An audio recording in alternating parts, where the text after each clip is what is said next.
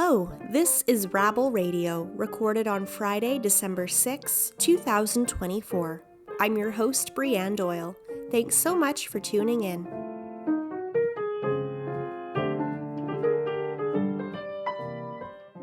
Rabble's got its finger on the beat of the issues that matter to you. If you're curious about the latest news in Canadian politics, labor, environment, or social justice, you've come to the right place. This is news for the rest of us, free of corporate influence.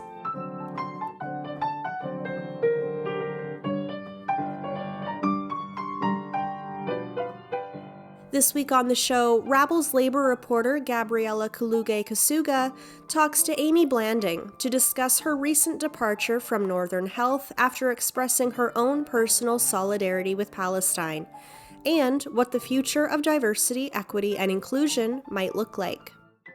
Here is that conversation. Take a listen.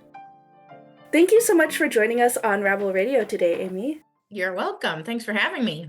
Just to start off, can you tell me a bit about your time working at the Northern Health Authority and how your employment there ended? Sure. So I was an employee at Northern Health, which is in the northern interior and northern part of the province of British Columbia, for 6.5, almost 7 years. I had various roles at the organization. The last role that I held before leaving the organization was the Director for Inclusion, Diversity, Equity, and Accessibility. I held that role for the better part of a year, and I was the first person to hold that role for the health authority. It was a new portfolio that we were basically designing from the ground up and doing equity work, health equity work, both to influence the employee experience, so supporting equity deserving folks and removing barriers to access and equity for staff of the health authority, so thousands of employees, and also for the patients and families that we serve, the community that we serve, which includes 55 First Nations communities, 11 Chartered Métis communities, and a geography the size of France, all the way west, I guess, to Haida Gwaii, north to the Yukon border, east to the Alberta border, and south to Williams Lake. So quite a vast region. So I worked in that position. The incidents that caused my eventual departure from the health authority, I'm also a musician in my personal time, I guess you could say, although I do that professionally as well. And I was contracted to play a community concert back in April with a choir. My music is protest folk. Basically, it's a lot of it is political in nature. And the choir that I was slated to perform with took question with some of the contents of my music and my set list. And ultimately, it asked me not to perform a song that I had written about the genocide in Palestine, which I chose to do anyway. So I performed a song. It's called Sunbirds. And I also wore a shirt at the dress rehearsal for that concert with a watermelon on it. It was a fundraiser shirt for Wear the Peace, which sends humanitarian aid into Gaza. And so those two actions and me posting about it on my social media ultimately led a community group of a couple of folks who identify as Jewish in the Prince George community to send a letter to my employer stating that those behaviors of mine caused them to feel unsafe. They used language that I was pro-Hamas, anti-Semitic, bigoted, that I went on ignorant rants and I couldn't be trusted to work with minorities. All of this information is public, by the way, if anyone's interested in accessing it. But the health authority decided not to investigate the accuracy of the claims stated in the letter and instead chose to remove me from my position as Director of Inclusion, Diversity, Equity, and Accessibility. There are other aspects of it that were involved, but ultimately I was required to post a pre-written apology to the entire Jewish community in the Northern Health region on my personal social media.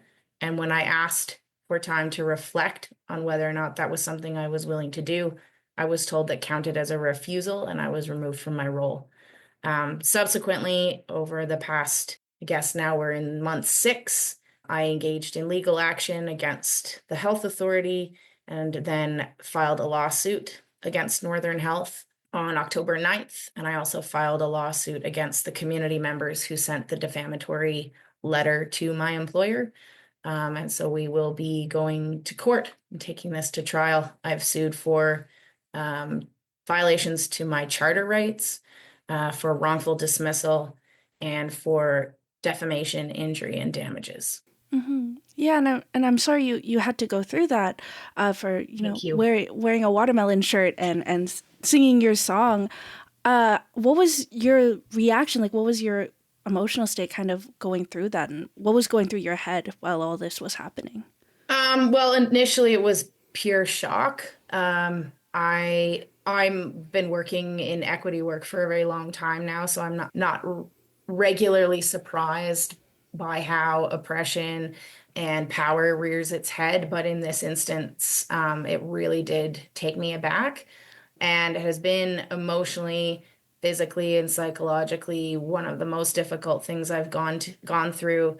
It has major financial implications for me, having lost my job, as anyone can attest. Trying to keep up a livelihood in these times is difficult. So the financial repercussions, this has ultimately pivoted the entire trajectory of my career, being able to find other employment in health equity work, but more so the impact that this has on my integrity, on my family's well-being, for my community, and for anyone who's interested in, dismantling systems of oppression. This is just another example of how folks are getting away with absurdities and distracting us from the actual problem, which is that there's a genocide happening in Palestine, in Lebanon, in Syria, and we're paying attention over here to some benign song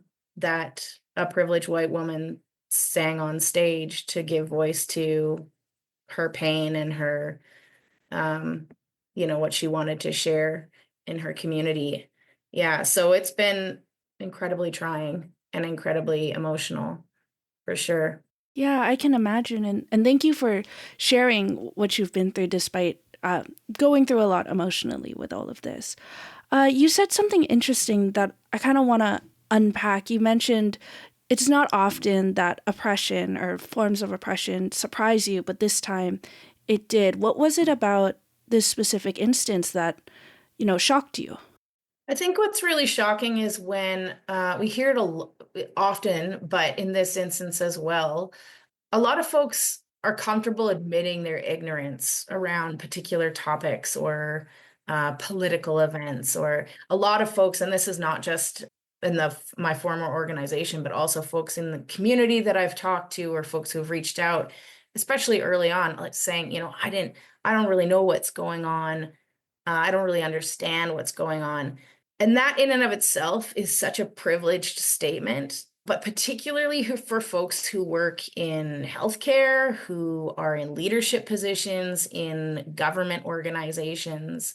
I find it really fascinating to say, I don't know what's going on, and I'd rather just kind of sweep it under the rug, as in this is a PR thing that we just need to make it go away. And I think that it's surprising when folks make statements about a commitment to equity work, or a commitment, as we say, to DEI or EDI. So, and the acronym bothers me quite a lot, but we say, or committed to DEI work, or in my case, it was committed to IDEA work, inclusion, diversity, equity, and accessibility.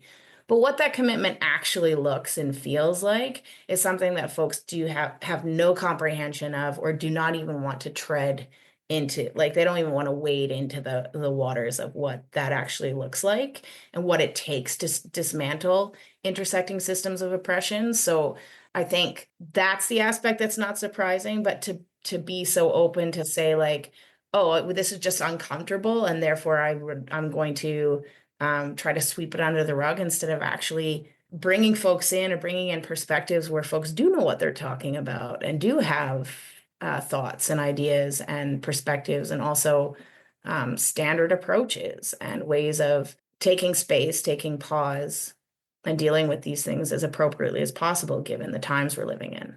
Mm-hmm. That's a good point you make there about what a commitment to equity would actually look like and what the commitments have been in practice from all these companies. Can you tell me a bit more about that? What would an ideal commitment to DEI, EDI, equity work look like in this case? Well, I think it's a good point to raise because we're in a really interesting flux right now when it comes to equity work. We had, the 2020 racial reckoning saw such a huge increase in, at least outward commitments for organizations to do DEI work, diversity, equity, and inclusion work. And to hire chief equity officers or chief diversity officers or what have you. And we really quickly saw that tailspin back.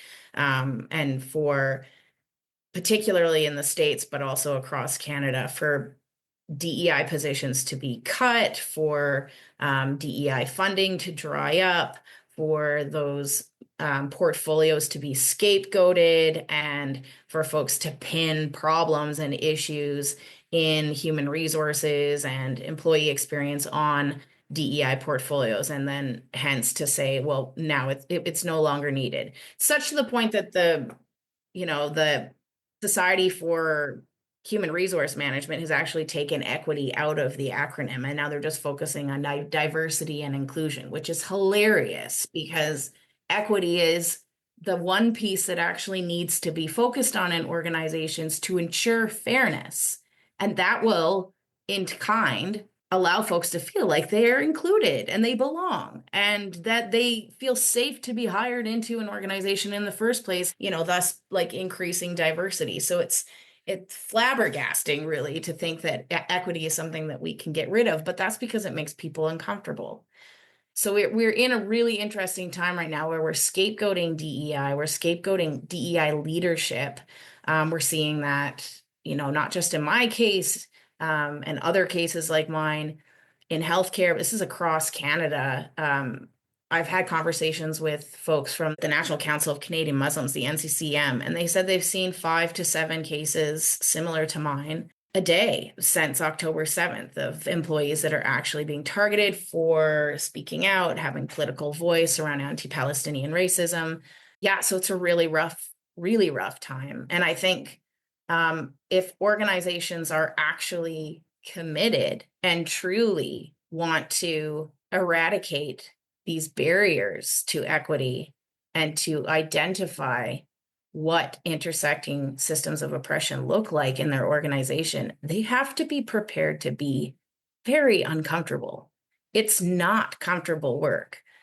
If you are in a position of power in an organization and you're a cis-het white dude, you have got to be prepared to completely have your worldview flipped over. And I don't think most folks in those roles are ready for that.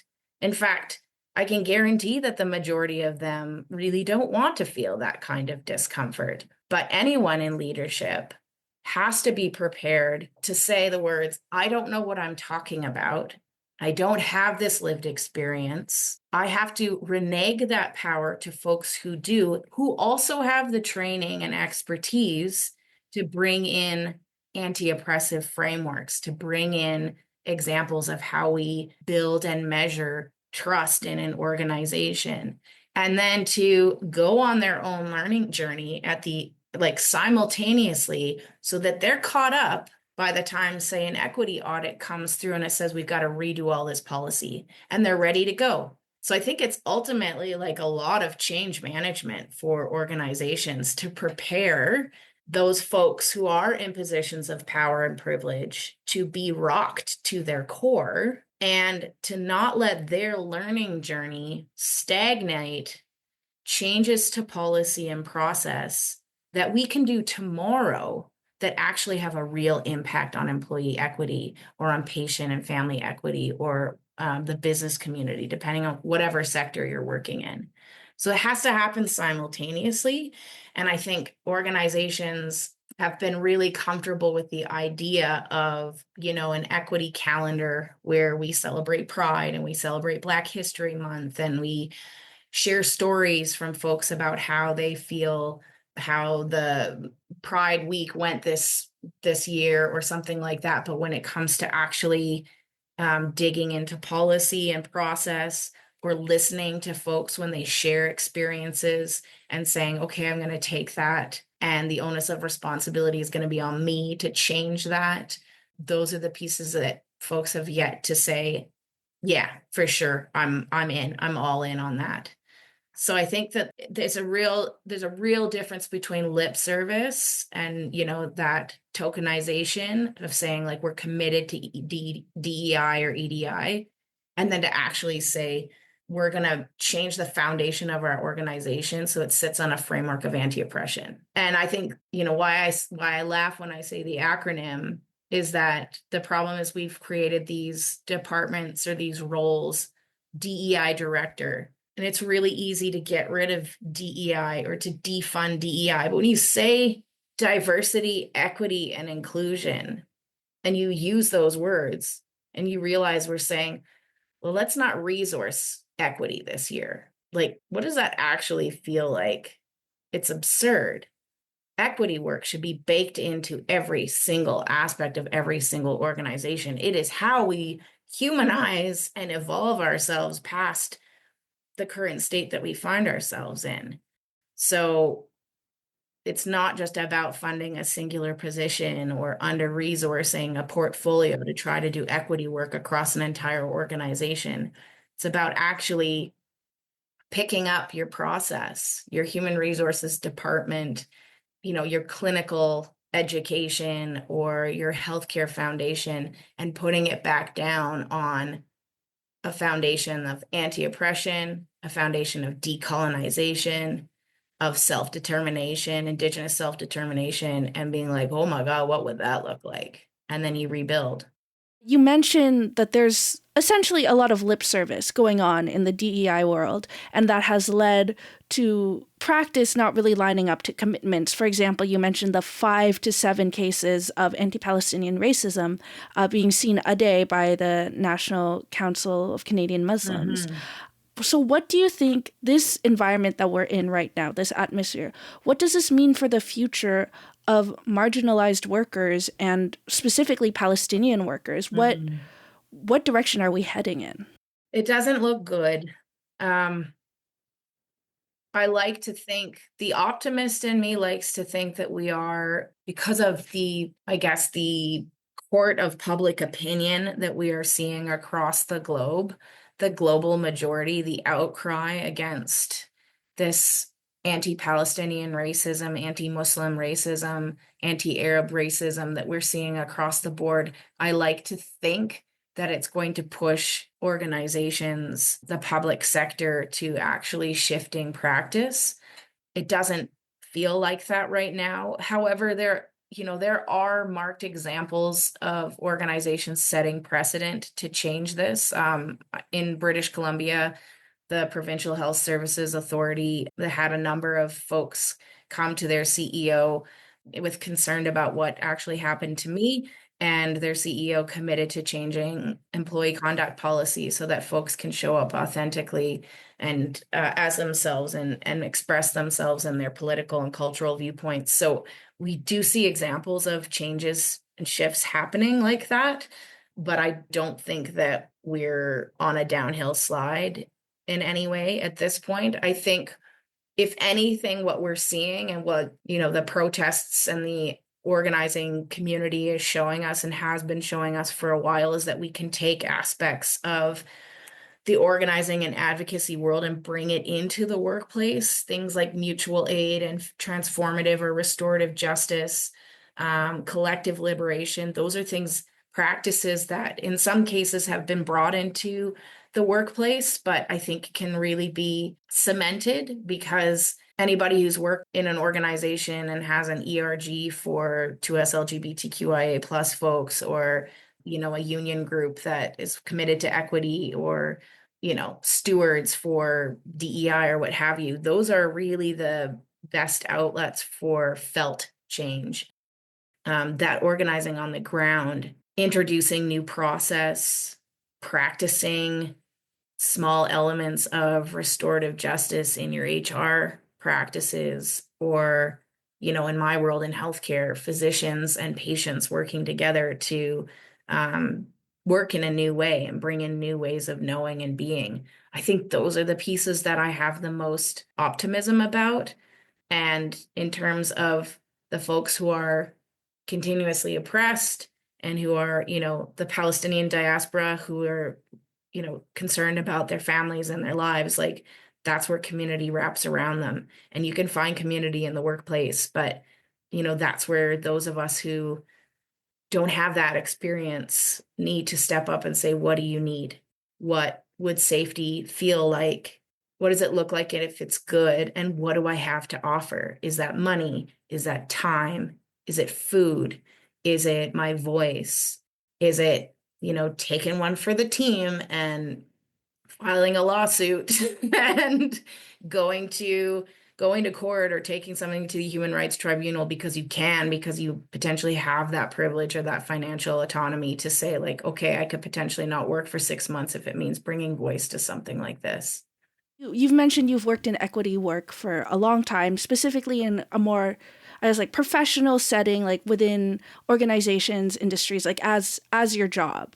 But you're also mentioning now things like the organizing on the ground, which are not necessarily, people's jobs or employment. So for you, as someone who's done this kind of work, what does the future look like? Do you think the future lies within having these professional positions that are equity focused, or within organizing on the ground, or a bit of both? What does it look like? Well, the future is collective liberation. So I think that our liberation as a society comes from that organization, that community, and that collective on the ground. And I believe that, with every fiber of my being.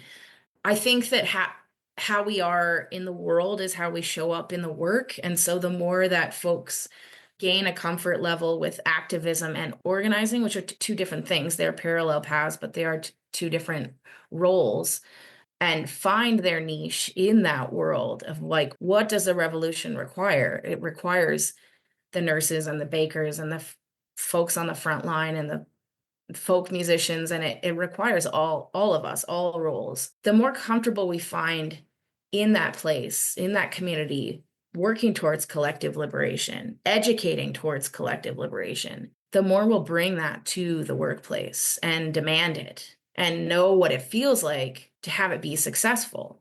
I don't think we're in a place, and I don't think we will be in a place for decades where we can actually get rid of equity-focused roles in organizations.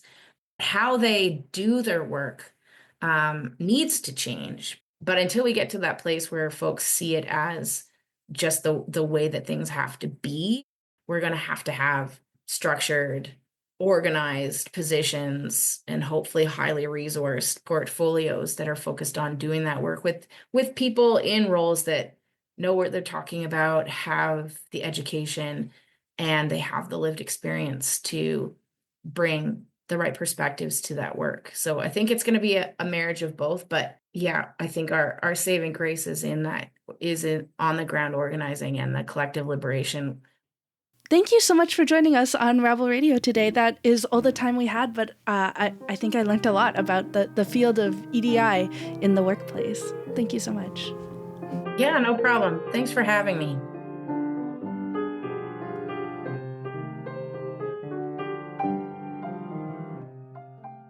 That was Rabble labor reporter Gabriella Kaluge-Kasuga and Amy Blanding in conversation. Thanks so much for that, Amy and Gabby. And now, this is our In Case You Missed It segment, where we review the top stories from this week on rabble.ca. Here to bring us up to date is Rabble editor Nick Seabrook. Over to you, Nick.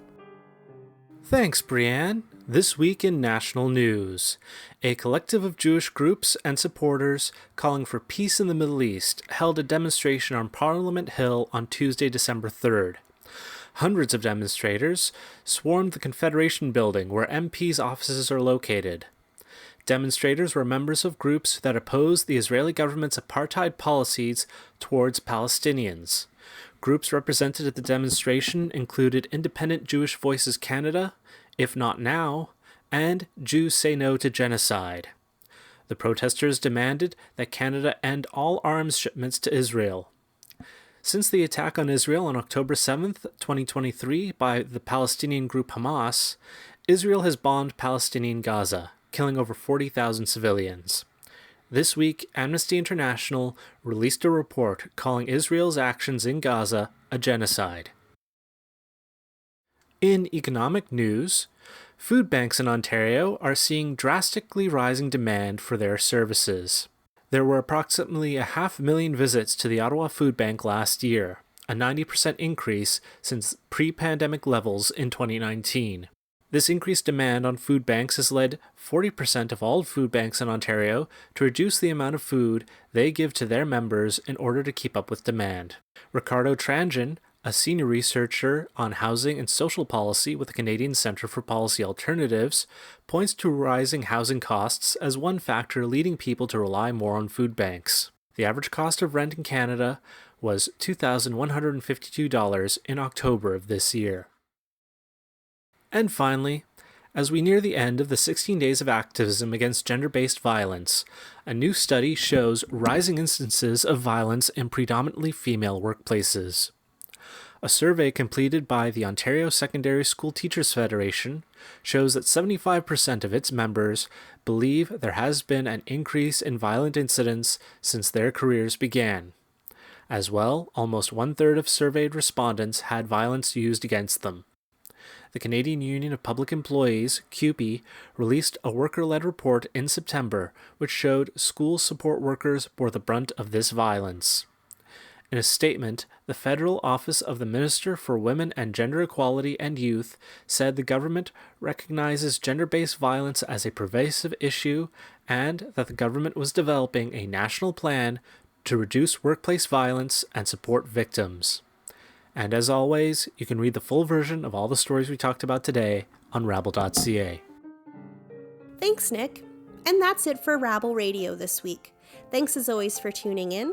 If you like the show, please consider subscribing to Rabble Radio on Apple Podcasts, Spotify, YouTube, or wherever you get your podcasts.